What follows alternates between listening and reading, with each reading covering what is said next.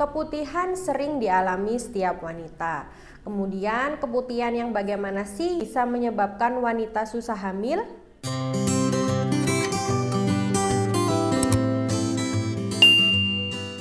Assalamualaikum warahmatullahi wabarakatuh. Selamat datang di Rumah Bundi.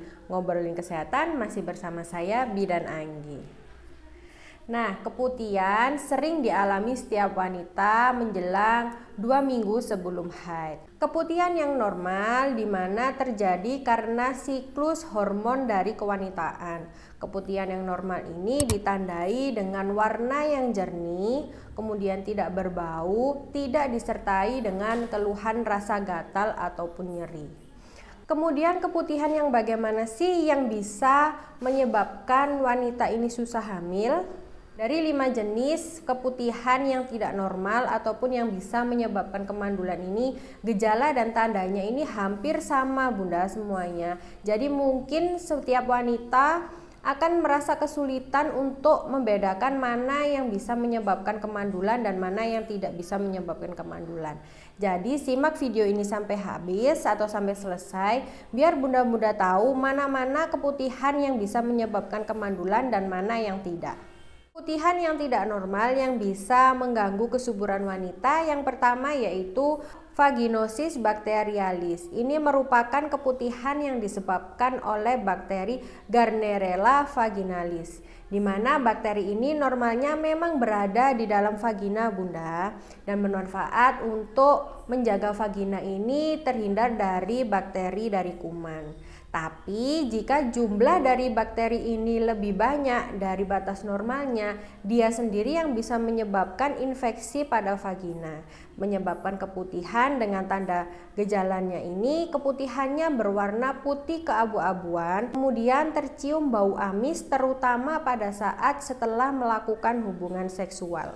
Bila keputihan ini tidak diatasi dengan baik, akan menyebabkan penyakit radang panggul, di mana penyakit radang panggul ini bisa mempengaruhi tingkat kesuburan dari wanita dan bisa menyebabkan wanita ini menjadi mandul.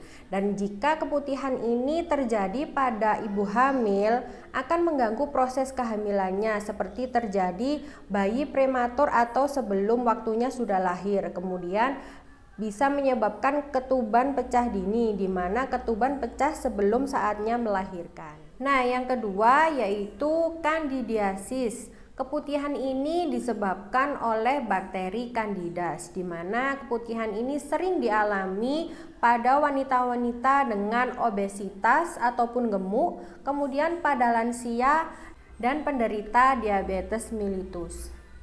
Ciri khas dari keputihan kandidiasis ini dia bertekstur menggumpal Bunda, kemudian warnanya itu seputih susu dan disertai rasa gatal di area vagina. Keputihan ini tidak menyebabkan kemandulan, akan tetapi jika tidak diobati dengan tepat, ini bisa menyebabkan infeksi jamur yang bisa meluas ke area kulit ataupun ke organ lainnya. Nah, yang ketiga yaitu gonore. Keputihan ini disebabkan oleh bakteri Neisseria gonorrhoeae yang bisa ditularkan pada saat melakukan hubungan seksual. Pada wanita ini bisa menyebabkan peradangan pada mulut rahim ataupun serviks. Gejala dari gonore ini keputihannya berwarna kuning ataupun kekuning-kuningan, kemudian disertai nyeri pada saat melakukan hubungan seksual. Gonore ini keputihan yang bisa menyebabkan kemandulan, di mana gonore ini bisa menyebabkan infeksi yang kronis pada area rongga panggul. Yang keempat yaitu chlamydiasis, di mana keputihan ini disebabkan oleh bakteri Chlamydia trachomatis. Ini sama halnya dengan gonore ya Bunda, ini bisa ditularkan melalui hubungan seksual. Keputihan ini ditandai dengan warnanya yang jernih dan tidak disertai dengan keluhan-keluhan lainnya Bunda. Jadi dari beberapa kasus chlamydiasis ini sebagian besar tidak mengalami keluhan yang aneh-aneh Bunda. Namun demikian, chlamydiasis ini merupakan keputihan yang menyebabkan infertilitas ataupun kemandulan tertinggi pada seorang wanita. Nah, yang kelima yaitu trichomoniasis. Keputihan ini biasanya disebabkan oleh parasit Trichomonas vaginalis. Pada umumnya, keputihan ini bisa ditularkan melalui hubungan seksual. Ciri khas dari keputihan ini, keputihannya berwarna kehijau-hijauan, kemudian terasa nyeri pada saat melakukan hubungan seksual.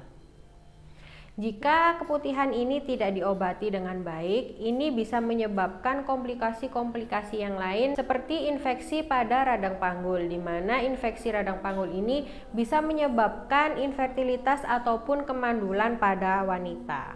Nah, dari 5 kondisi yang sudah saya jelaskan tadi, hampir semuanya bisa berpotensi meningkatkan resiko infertilitas ataupun kemandulan pada wanita.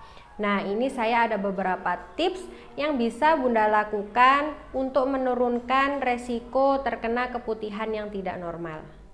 Yang pertama yaitu hindari menggunakan pakaian dalam yang terlalu ketat agar sirkulasi udara yang masuk di area kewanitaan ini berjalan dengan baik ya Bunda.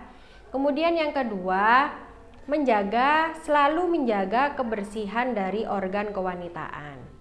Yang ketiga, hindari menggunakan sabun kewanitaan dengan pH yang tidak normal, di mana pH normal di area kewanitaan itu berkisar 3,8 sampai 4,5. Yang terakhir yaitu hindari penggunaan obat ataupun ramuan-ramuan di luar dari resep dokter ataupun bidan. Jadi, jika kalian mengalami keputihan, perhatikan warna dan bau dari keputihan tersebut. Selain itu, juga perhatikan gejala lain yang ditimbulkan seperti nyeri ataupun gatal di daerah kewanitaan. Jika muncul hal-hal yang tidak wajar, harap segera melakukan pemeriksaan ataupun konsultasi ke bidan ataupun dokter terdekat supaya masalah bisa teratasi dan komplikasinya pun dapat tertangani dengan baik. Demikian penjelasan saya mengenai keputihan yang beresiko menyebabkan infertilitas ataupun kemandulan pada wanita. Semoga apa yang saya sampaikan bisa menjadi ilmu dan wawasan baru buat kalian semua. Kurang lebihnya saya mohon maaf. Sampai jumpa di video selanjutnya. Wassalamualaikum warahmatullahi wabarakatuh. Bye-bye.